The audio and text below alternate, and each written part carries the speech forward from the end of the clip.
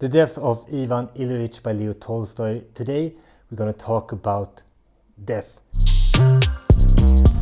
The Death of Ivan Ilyich is a powerful story about mortality, isolation, and the true meaning of life. Written in 1886, this short novel is a moving reflection on the human experience, and it offers some timeless lessons for how we face life and death. At its heart, The Death of Ivan Ilyich explores the reality of death and how we often avoid thinking about it. Ivan Ilyich, a successful and proper government official, lives a life focused on work, status, and appearances. But when he becomes terminally ill, his carefully constructed life begins to crumble. He realizes that his relationships are just shallow husks and that his achievements doesn't bring him any lasting happiness. Quote, "Can it be that I have not lived as one ought?" suddenly came into his head. But how not so, when I have done everything as it should be done? Tolstoy examines the themes of authenticity and superficiality and how his sudden illness forces him to confront the emptiness of his own existence. The story is both unsettling and enlightening as it describes Ivan's suffering as well as it reveals his moments of clarity. The book challenges you, the reader, to reflect on what makes life meaningful. Is it external success or is it something deeper? And I want to share one of my favorite takeaways from this book about how we often don't see ourselves as mortal at all. One of the favorite scenes in the beginning of the book is when Ivan is dead and his acquaintances and business colleagues hear about the news. And Tolstoy makes this very acute observation about human nature. Quote, "The very fact of the death of someone close to them aroused in them all who heard about it, as always, a feeling of delight that he had died and they hadn't." End quote. This line reflects Tolstoy's observation of how people, even if they are quite close to the deceased one, often experience an unconscious sense of relief, maybe even delight, that it was someone else that died and not them. Their immediate reaction is not one of deep sorrow, but rather a mix of formal expressions of regret and self-interested thoughts about how his death might affect their careers, their promotions, and their social standing on the one hand. And on the other hand, they experience a fleeting but undeniable relief that they themselves are alive.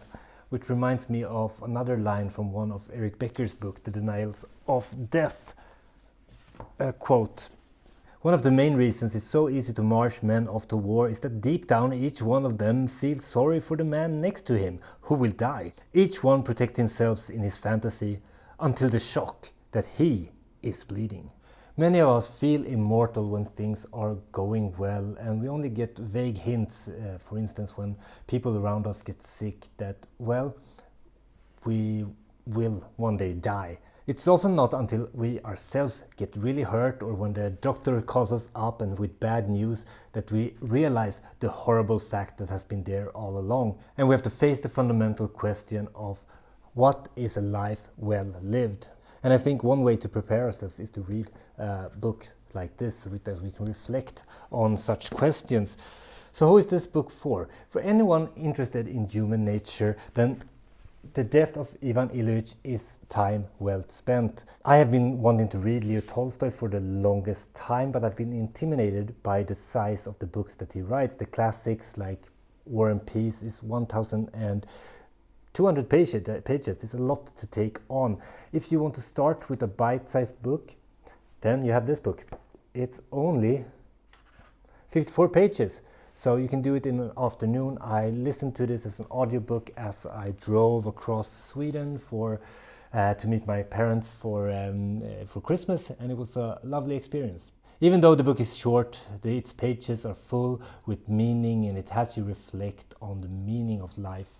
Tolstoy's writing is also very striking, and his descriptions of both the suffering and the spiritual crisis of Ivan Ilyich feels timeless in a way, making for a book that really leaves a lasting impression.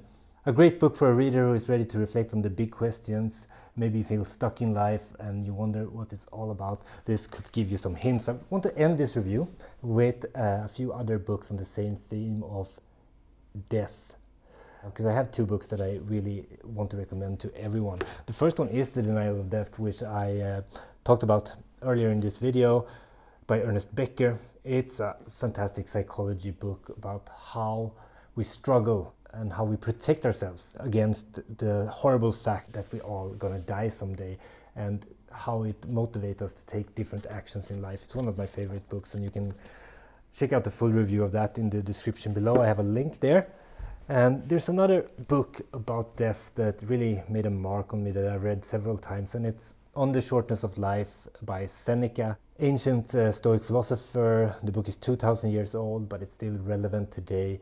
It's an essay about the duration of life, and he argues that, well, is life long enough?